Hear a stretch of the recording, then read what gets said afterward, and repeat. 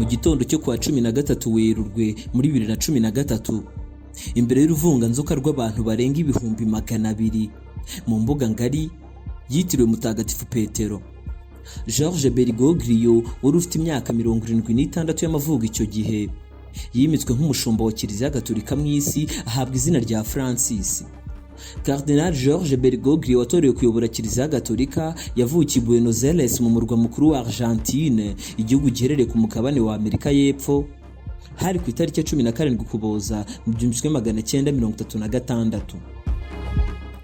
Yabaye papa wa 266. Uyu niwo mubare w'abapapa bose bamaze kuyobora Kiliziya Gatolika kuva ku wiswe papa wa mbere. George yafashe izina rya Francisco cyangwa Francis kandi yabaye papa wa mbere uturutse mu muryango w'abajesuite. Abangaba bafatwa nk'ahari indwanyi za Kiliziya Gatolika. N'uwa mbere uturutse mu mugabane wa Amerika na papa wa mbere udakomoka ku mugabane w'i Burayi kuva mu kinyejana cya 8. Papa Francis yabaye umushumba wa mbere wa Kiliziya Gatolika mu isi wafunguje akanakoresha imbuga nkoranyambaga. Abamubanjirije bose nta numwe wazikoreshaga usibye ko hari n'ababayeho zitaraza. Yahereye kuri Twitter akurikizaho Facebook na Instagram. Mu myaka irenga 600 ishize niyo mupapa wenyine wakoze amateka yo kuyobora Kiliziya Gatolika. Iruhande rwe hari undi mupapa ukiri muzima anakora imirimo yo muri Kiliziya. Uyu ni Papa Benedicto wa 16. Yego nibyo uyu Benedicto yari amaze kwegura, ariko nyine ni papa, ntiyatakaje iyo titre. Jorge Mario Bergoglio ni umwe mu bana batanu ba Mario Bergoglio wakoraga inzira za gari ya moshi, washakanye na Regina Maria Sivori. Bari barimukiye mu Butaliyani. Mbere yuko yiyegurira Imana yahoze ari umubouncer mu kabari. Aba bafata basinze n'abateje umutekano muke bakajugunya hanze. Uyu munsi ni umwe mu bayobozi bavuga ari kijyana mu isi ugereranyije n'abandi bose basigaye. Uretse Papa Innocent wabayeho mu kinyejana cya 12 na Papa Jean Paul wa kabiri mu kinyejana cya 20, uyu Papa Francis ari ku rutonde rw'abapapa 6 bakunzwe kurusha abandi bose mu mateka ya Kiliziya Gatolika mu myaka yose ishize. Ari kandi ku rutonde rw'abapapa 5 bazanye impinduka z'akataraboneka muri Kiliziya Gatolika mu myaka irenga 1800. Mu birebana n'amashuri, Papa George Mario yize ibijyanye n'ubutabire bizwi nka chemistry mu rurimi rw'icyongereza mbere yo kwinjira mu iseminari ya Villa Devoto. Ayisohotsemo yaje kujya muri kaminuza yiga ibya filozofiya mu 1963 i Buenos Aires muri Argentine, ari naho avuka. Asohotse muri kaminuza yabaye umwarimu igihe kinini, nyuma ajya kwiga ibijyanye n'indimi n'ubuvanganzo. Yaje no kwiga ibya filozofiya muri kaminuza y'abajesuite i Salvador kuva mu 1967 kugera mu 1970. Papa Francis yabaye umupadiri ku itariki ya 13 Ukuboza mu 1969. Ubupadiri yabuhawe na Musenyeri Ramon Jose Castellano. Nyuma yaho yakomeje amashuri mu bijyanye na filozofiya na teolojiya i San Jose muri San Miguel. Kuva mu 1971 kugera mu 1972 yakoze imirimo itandukanye muri Espagne. Mu 1980 yabaye umuyobozi wa kaminuza yigishaga filozofiya na teolojiya muri kaminuza ya San Miguel, akaba na padiri mukuru w'iyo paruwasi. Mu 1986 yabonye impamyabumenyi y'ikirenga yakuye mu Budage mu bijyanye na filozofiya na teolojiya. Ku itariki ya 20 Gicurasi mu 1992 yungirije musenyeri muri diocese ya Buenos Aires kugera mu 1997 ubwo yagirwaga musenyeri wuzuye ku itariki ya 3 Kamena mu 1997 nyuma y'urupfu rw'umushumba wayo. Tariki 21 Gashyantare 2001 yatorewe kuba kardinali na Papa Yohani Paulo wa kabiri. Mu matora ya Papa yabaye muri 2005 Jorge Mario yakurikiye Papa Benedicto wa 16 watowe icyo gihe mu kugira amajwi menshi, aho ku nshuro ya kane y'ayo matora Papa Benedicto wa 16 wari Cardinal Joseph Ratzinger yagize amajwi 88, Jorge Mario amukurikira afite amajwi 26.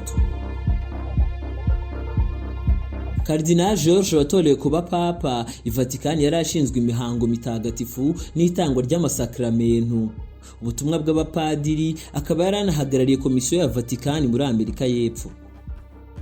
Yatorewe kuba papa tariki ya 13 Werurwe 2013 nyuma y'amatora yabaye inshuro 5. Ahitamo gufata izina ry'ubupapa Francisco wa mbere, afatiye ku izina rya Francisco wicishaga bugufi agendeye ku ivanjiri, akanafasha abakene mu buryo budasanzwe.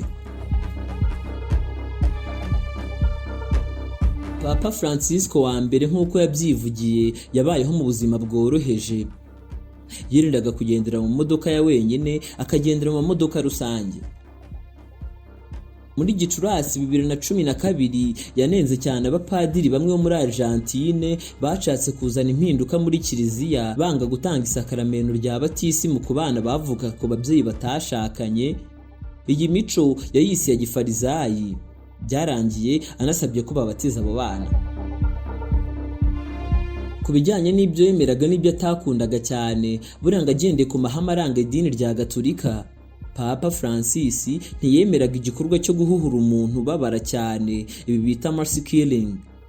Ntiyemeraga ko abapadiri bashaka abagore, ndetse ntiyarashyigikiye ku bana hagati y'abahuje ibitsina, ku buryo yanabirwanyije kenshi mu gihugu avukamo cya Argentine. Ariko nyuma yaho yaje kumvikana avuga ko niba baryamana bahuje ibitsina bemera Imana, kuri we ngasanga nta kindi kintu yabikoraho ngo abacire urubanza. Buriya Papa Francis ngarwanye bikomeye igikorwa cyo kuvanamo inda, kuko ngo nukuvutsa uburenganzira bw'ubuzima muntu wabayeho kuva mu isama. Mu buzima busanzwe Papa Francis afana umupira w'amaguru guhera mu bwana bwaho yafanaga ikipe ya Porteño Atlético San Lorenzo ya Almagro iherereye mu gace ka Boedo. Aka gace nako muri Argentine. Iyi kipe ihimbwa Santos, bivuga abatagatifu. Afana kandi n'andi makipe nka River Plate, Independiente, Boca Juniors na Racing. Aya ni amakipe ari muri atanu akomeye muri Argentine. Uretse gufana, azwiho kwandika ibitabo byinshi bitandukanye birimo bivuga kuri Kiliziya Gatolika.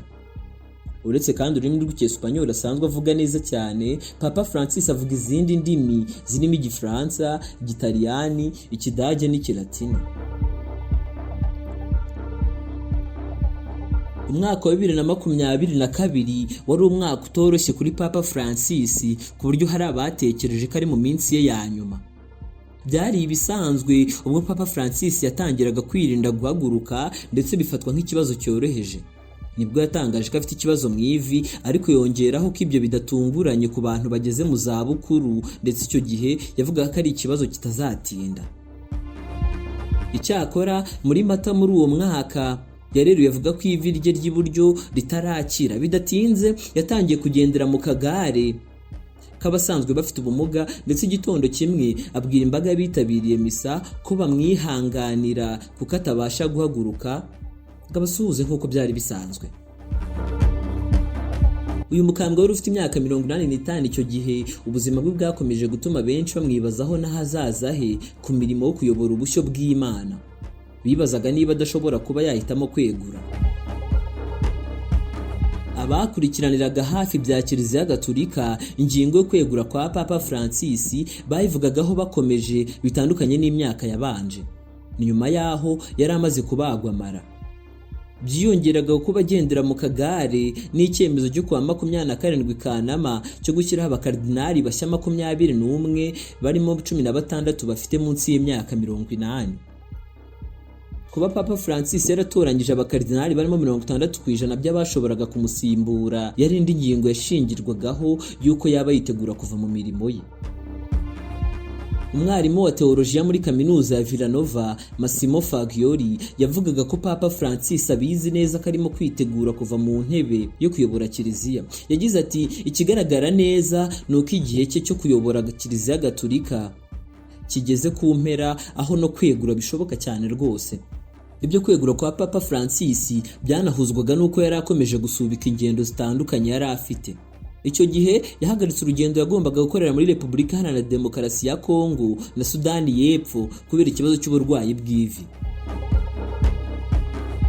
Urugendo rw'uyu mushumba muri Afurika rwari ruteganyijwe ku itariki ya 2 Nyakanga kugera ku ya 7 muri uko kwezi. Byari byitezwe ko azaba ari kumwe n'umuyobozi mukuru w'Abangirikani ku isi, Justin Welby. Itangazo rya Vatikani ryavugaga ko uru ruzinduko rwasubitswe kubera uburwayi bw'ivi. Ni uburwayi amaranye iminsi ku buryo n'uyu munsi akigendera mu kagare k'abafite ubumuga. Iri tangazo rya Vatikani ryagiraga riti kubw'ubusabe bw'abaganga ndetse no kwirinda gusubiza inyuma intambwe imaze guterwa mu buvuzi bw'ivi rye, umushumba mukuru yasabwe kwimura urugendo muri Repubulika Iharanira Demokarasi ya Kongo na Sudani y'Epfo rwari ruteganyijwe hagati ya tariki 2 na 7 Nyakanga, rwimurirwa ku itariki izatangazwa vuba. Yaje gusubukura urugendo rwe muri Repubulika Iharanira Demokarasi ya Kongo ko ku itariki ya 31 Mutarama 2023 yageze i Kinshasa. Kuba yari kwegura ntibyari kuba ibitangaza kuko n'uwo yasimbuye yareguye.